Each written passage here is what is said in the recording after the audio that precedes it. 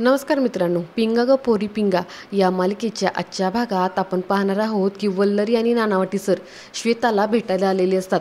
आता वल्लरी श्वेताला विचारते की श्वेताताई तुम्ही ठीक आहात ना? तेव्हा श्वेता खूप रडायला लागते आणि म्हणते की नाही ग, नाही ठीक मी. मला खूप टॉर्चर करतात इथे ग, खूप त्रास देतात मला. या सगळ्यातून ना खूप त्रास होतोय ग, मला बाहेर काढ ना प्लीज वल्लरी. तेव्हा वल्लरी श्वेताला समजावत म्हणते की तुम्ही नका काळजी करू, मी तुम्हाला लवकरात लवकर इथून बाहेर काढेन. हे बघा मी नानावटी सरांना सुद्धा घेऊन आली आहे ना तुमच्यासाठी, हे तुम्हाला लवकर बाहेर काढतील या सगळ्यातून, तुम्ही नका काळजी करू. तेव्हा श्वेता नानावटी सरांसमोर हात जोडते आणि म्हणायला लागते की सर मी पाया पडते तुमच्या, मला इथून बाहेर काढा प्लीज, काहीतरी करा, मी नाही मारलं मिठूला. तेव्हा नानावटी सर श्वेताला म्हणतात की मला एका प्रश्नाचं खरं खरं उत्तर दे, मला हे जाणून घेणं खूप महत्त्वाचं आहे की हा हल्ला तू केलायस का? तेव्हा श्वेता खूप शॉक होते आणि म्हणते की अहो काय बोलताय सर, मी नाही मारलं हो मिठूला. मी मान्य करते की मी रागाच्या भरात मिठूला नको नको ते बोलले, मी फक्त बोलले, पण अशा थराला मी जाणार नाही. मी का कोणाचा जीव घेईन, मी काहीच केलं नाही आहे, खरंच माझ्यावरती विश्वास ठेवा. आणि वल्लरीला म्हणायला लागते की वल्लरी अगं तू सांग ना, मी त्या दिवशी तर तुमच्यासोबतच होते ना. तेव्हा वल्लरी म्हणते की हो श्वेताताई, मी सगळ्यांना सगळं सांगितलंय, तुम्ही नका काळजी करू.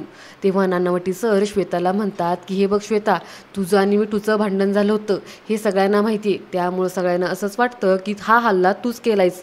तेव्हा श्वेताला खूप वाईट वाटतं आणि ती रडत म्हणते की म्हणजे तुम्हाला असं वाटतं की मीच मारले मिठूला? तेव्हा नानावटी सर म्हणतात की नाही, सगळ्यांना नाही, पण जे पोलिसांना, त्यामुळे प्लीज एक माझ्यापासून काही लपून ठेवू नकोस.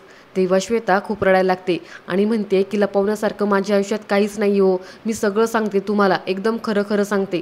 तेव्हा नानावटी सर म्हणतात की गुड, आणि अजून एक गोष्ट, इतकं सगळं होऊनही तुझ्या घरचं कुणीच कसं आलं नाही, हे खूप शॉकिंग आहे ना. तेव्हा श्वेता म्हणते की खरं सांगायचं तर माझ्या घरी नॉर्मल काहीच नाही आहे, कारण मी आणि अण्णा फक्तच दोघे घरी असतो. ह्या मुली बाकीच्या रोज घरच्यांशी बोलतात, मी आणि अण्णा आठवड्यातून एकदाच बोलतो फक्त. पण म्हणून याचा अर्थ असा होत नाही ना की मी मिठूला मारलं. तेव्हा नानावटी सर म्हणतात की हा प्रश्न पोलिसांच्या मनात आला असेल म्हणूनच विचारला, बाकी काळजी करू नकोस, तुझ्या जामिनासाठी आम्ही पूर्ण प्रयत्न करत आहोत. तेव्हा श्वेता नानावटी सरांसमोर पुन्हा एकदा हात जोडते आणि म्हणते की उपकार होतील हो तुमचे, खरंच थँक्यू. आता नानावटी सर वल्लरीला म्हणतात की तू ऑफिसला भेट, बाकी सगळं मी तुला तिथे समजून सांगेल. असं म्हणून ते तिथून निघून जातात. आता श्वेता वल्लरीचा हात हातात घेते आणि म्हणते की वल्लरी, मला फक्त तुझाच आधार आहे ग, मला इथून बाहेर काढ ना प्लीज, मला खूप त्रास होतोय अगं, मला ना असं नाही जगायचं, मला चांगलं जगायचं आहे, माझं उरलेलं आयुष्य मला इथे नाही काढायचं, प्लीज मला इथून बाहेर काढ. असं म्हणून ती खूपच रडायला लागते. तेव्हा वल्लरी तिला समजावत म्हणते की श्वेताताई शांत व्हा, हे बघा तुमचा माझ्यावरती विश्वास आहे ना, फक्त थोडी खळ अजून काढा, मी तुम्हाला नक्कीच इथून सोडील, तुम्ही फक्त माझ्यावरती विश्वास ठेवा, मी नक्कीच तुम्हाला या सगळ्यातून बाहेर काढील. तर आता यानंतर आपण असं पाहतो की वल्लरी, तेजा आणि नानावटी सर घरी येतात. तेव्हा प्रेरणा एकटीच खूप रडत बसलेली असते. ते तिघेही खूप घाबरतात आणि प्रेरणाला विचारायला लागतात की काय झाले. तेव्हा प्रेरणा वल्लरीकडे बघायला लागते आणि तिला मिठी मारून खूपच रडायला लागते. वल्लरी प्रेरणाला म्हणते की प्रेरणाताई हा काय झालंय, तुम्ही का रडतायत? तेजासुद्धा प्रेरणाला विचारू लागते, काय झालंय, तू काय एवढी रडतीयस? वल्लरी प्रेरणाला विचारते की तुम्ही तेजताईमुळे रडतायत का? अहो बघा ना, त्यांना काहीच झालं नाही आहे, पोलिसांनी त्यांना काही केलं नाही आहे. आता हे सगळं बंडू आणि त्याची बायको चोरून बघत असतात. प्रेरणा रडतच वल्लरीला म्हणते की अगं वल्लरी, आपलं सगळं आयुष्य आता उद्ध्वस्त होणार आहे, लोक तोंडावर बोलायला लागलेत, आता आपल्याला गुन्हेगार समजायला लागलेत, कसं होणार हे सगळं? असं म्हणून ती खूपच रडायला लागते. तेव्हा वल्लरी आश्चर्याने विचारते की म्हणजे काय झालंय, नक्की काय झाले ते तरी सांगा ना. नानावटी सरसुद्धा म्हणतात की हे बघ प्रेरणा, तू नीट सांगितल्याशिवाय आम्हाला कसं कळणार की एक्झॅक्टली काय घडलंय? तेव्हा प्रेरणा रडत सांगायला लागते की बघा ना सर, आजचे सगळे डबे कॅन्सल केले लोकांनी, म्हणजे मला एका दिवसात फोन करून खूप लोकांनी सांगितलं की पोलीस केस चालू असलेल्या लोकांशी आम्हाला काही घेणं देणं नाही आहे, त्यामुळे हे सगळं आम्हाला नको आहे. आता हे सगळं ऐकून बंडू आणि त्याची बायको खूप हसत असतात.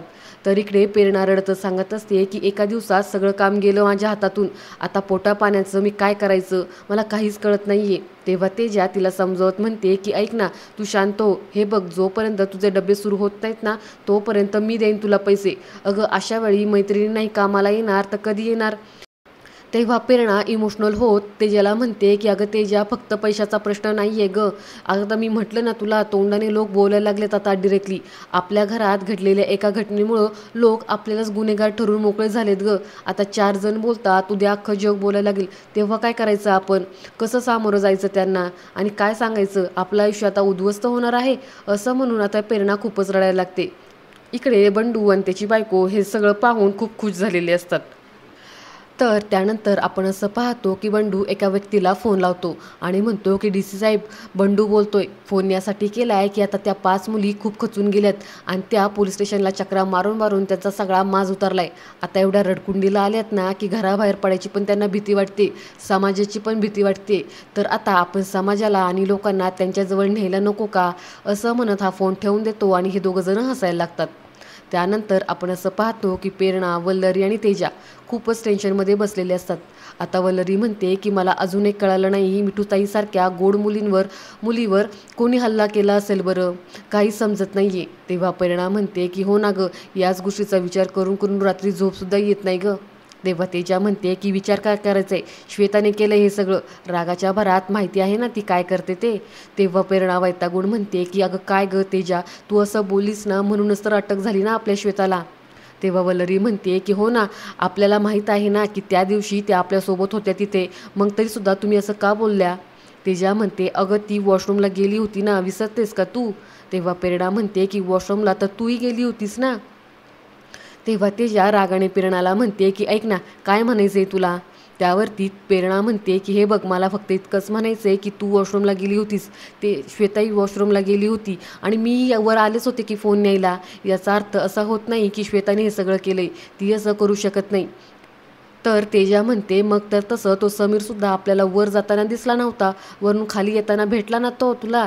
तेव्हा प्रेरणा वैतागून म्हणते की परत तेच का? ते रागीट आहेत, ते चिडतात पण कोणाचाही खून करू शकत नाही. आता वल्लरी त्या दोघींनाही थांबवत म्हणते की 1 मिनटं, तुमच्या दोघींच्या एक गोष्ट लक्षात आली का? जसं समीर नकळत वरती आला तसं दुसरं कोणीही वरती येऊ शकतं ना. हे ऐकून तेजा प्रेरणासुद्धा विचारात पडतात. आता इतक्यात तेजाला कोणाचा तरी फोन येतो आणि ती तिथून मी आलेच असं म्हणून बाजूला जाते.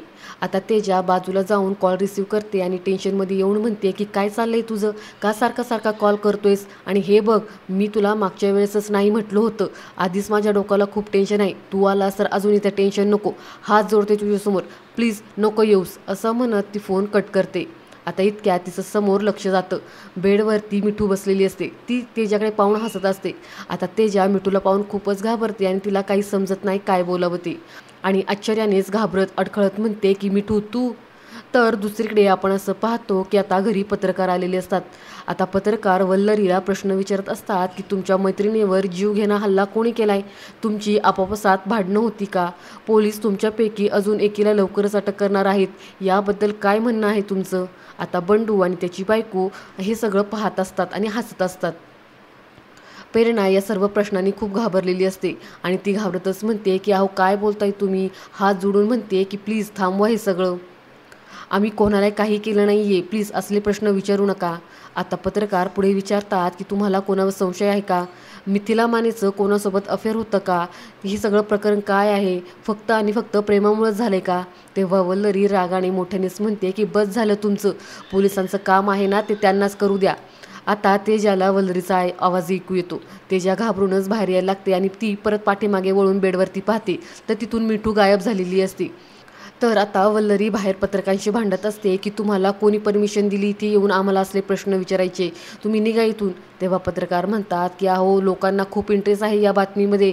यावरती वल्लरी खूप चिडते आणि म्हणते की इथे एक मुलगी मृत्यूची झुंजते, तुम्हाला लोकांचा इंटरेस्ट पडलाय, काय चाललंय तुमचं, निघा इथून, थोडी तरी माणुसकी दाखवा. आता तितक्यात तेजा बाहेर येते. आता पत्रकार तेजाजवळ येतात आणि तिला प्रश्न विचारायला लागतात आणि म्हणतात की सांगा ना, एका मैत्रिणीवरती हल्ला झालाय, दुसरी मैत्रीण तुमच्या स्टेटमेंटमुळे जेलमध्ये गेली, हे कसं वाटतंय आता तुम्हाला? तर तेजाला फारच राग येतो आणि ती म्हणते की हा काय प्रश्न झालाय का, निर्लज्जपणा आहे, तुम्ही निघा इथनं. मुळात म्हणजे तुमच्या कोणत्याही प्रश्नाला उत्तर द्यायला आम्ही बांधील नाही आहे, त्यामुळं आत्ताच्या आत्ता निघा इथून. आता वल्लरीसुद्धा चिडून म्हणते की हे बघा, आम्हाला अजून तमाशे नको आहेत, निघा इथून. असं म्हणून आता ते पत्रकारांना बाहेर काढतात आणि दरवाजा लावून घेतात. आता प्रेरणा घाबरून खूपच रडत असते. दरवाजाबाहेर उभे राहून पत्रकार मिठूची न्यूज बनवत असतात आणि हे ऐकून तेजा, प्रेरणा, वल्लरीला फारच वाईट वाटत असतं. आता तिघेही खूपच रडायला लागलेले असतात. आता तेजा त्यांना ओरडण्यासाठी बाहेर जाणार तर वल्लरी तेजाला थांबवते. तर बंडू आणि त्याची बायको हे सगळं पाहून खूप खुश झालेली असतात. तर आता यानंतर हॉस्पिटलमध्ये आपण असं पाहतो की मनोज मिठूजवळ बसलेला असतो. आता अचानक त्याचं लक्ष जातं की मिठूच्या हाताची हालचाल होत आहे. तो खूप खुश होतो आणि मिठूच्या आईबाबांना आवाज द्यायला लागतो. त्यांना बोलवायला बाहेर जातो. मिठूचे आईबाबा आणि हर्षित धावतच आतमध्ये येतात. आता मनोज खूप खुश होऊन त्यांना सांगतो की मी इथे जेव्हा होतो ना तेव्हा मी पाहिलं त्यांचं बोट हलत होतं. आता मिठूचे आईबाबा हे सगळं ऐकून खूप खुश होतात आणि मिठूला आवाज देऊ लागतात. तेवढ्यात तिथे डॉक्टरसुद्धा येतात आणि मिठूला चेक करू लागतात. डॉक्टर म्हणतात की हे बघा, तुम्ही इथे गोंधळ घालू नका, मला माझ्या पेशंटला चेक करू द्या, तुम्ही सगळेजण बाहेर जा. असं म्हटल्यावरती आता नर्स मनोजला म्हणते की सर्वांना घेऊन बाहेर जा. मनोज सर्वांना घेऊन बाहेर येतो. पुढे मनोज हा वल्लरीला फोन लावतो. वल्लरी फोन रिसीव्ह करते आणि म्हणते की बोला ना, ठीक आहे ना मिठूताई. मनोज म्हणतो की अगं तुला एक गुड न्यूज द्यायची होती. अगं मिठूताईच्या हाताचं एक बोट हललं, मी पाहिलं, डॉक्टर आता चेक करतायत, मी तुला नंतर फोन करतो. वल्लरी फार खुश होते आणि ती म्हणते आम्ही लगेच तिकडे येतोय. असं म्हणत ती फोन कट करते. पुढे वेरणा आणि तेजा तिला विचारतात काय झालं गं, काय झालं वल्लरी. तेव्हा वल्लरी सांगते की मिठूताई आता शुद्धीवर येतील, आपल्याला लगेच तिकडे जायला हवं. असं म्हणत आता ह्या तिघीजणी घाईघाईत तिकडून जायला निघतात. दरवाजा उघडून बाहेर येतात तर सर्व पत्रकार जमलेले असतात आणि ते त्या तिघींना प्रश्न विचारायला लागतात. त्या तिघी पत्रकारांकडे दुर्लक्ष करून तिथून जायला लागतात. आता बंडू आणि त्याची बायको खूप खुश झालेली असतात. तर यानंतर आपण असं पाहतो की वल्लरी, तेजा आणि प्रेरणा हॉस्पिटलमध्ये येतात. आता वल्लरी मनोजला विचारते की काय झालं, काय म्हणाले डॉक्टर, मिठूताईंना कधीपर्यंत शुद्ध येईल. तेव्हा मनोज म्हणतो की डॉक्टर बाहेर आले की सांगतीलच. आता प्रेरणा हात जोडून म्हणते की स्वामी, तुमचा अंगारा लावला आणि मिठू आता शुद्धीवर येणार आहे, तुमची अशीच कृपा राहू द्या मिठूवर. असं म्हणून आता सगळेजण स्वामींना हात जोडतात. आता तेजा रडतच म्हणते की तुला माहिती आहे का, इतर वेळी ना मी तुझ्यावरती या वाक्यावर चिडले असते, पण आता मीच म्हणते की माझं म्हणणं खोटं ठरू दे, आपली मिठू लवकरात लवकर शुद्धीवर येऊ दे. यावरती हर्षित म्हणतो की मला खात्री आहे आपल्या सगळ्यांच्या प्रार्थनेमुळे मिठू लवकरच बरं होईल. मला तर ह्या हर्षितवरतीच डाऊट आहे, ह्यानेच हल्ला केला असणार आहे मिठूवर. असो, पुढे बघूया. आता मिठूची आई म्हणते की तुमच्या सगळ्यांच्या तोंडामध्ये साखर पडो. तितक्यात आता डॉक्टर तिथे येतात. मिठूचे बाबा डॉक्टरांना विचारतात की काय झालं डॉक्टर, आम्ही मिठूला भेटू शकतो का, ती कधी शुद्धीवर येणार आहे.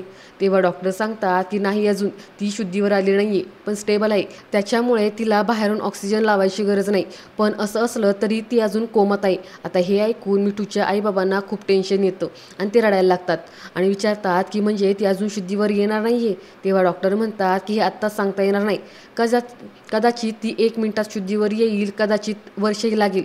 हे ऐकून सगळेजण शॉक होतात. आता पुढे डॉक्टर म्हणतात की तिची अवस्था आता आपल्याला मॉनिटर करावी लागणार आहे सतत 24 तास. आता हे ऐकून सगळेजण रडायला लागतात आणि आजचा भाग इथेच संपतो. पुढील भाग पाहण्यासाठी चॅनलला सबस्क्राईब करा. धन्यवाद.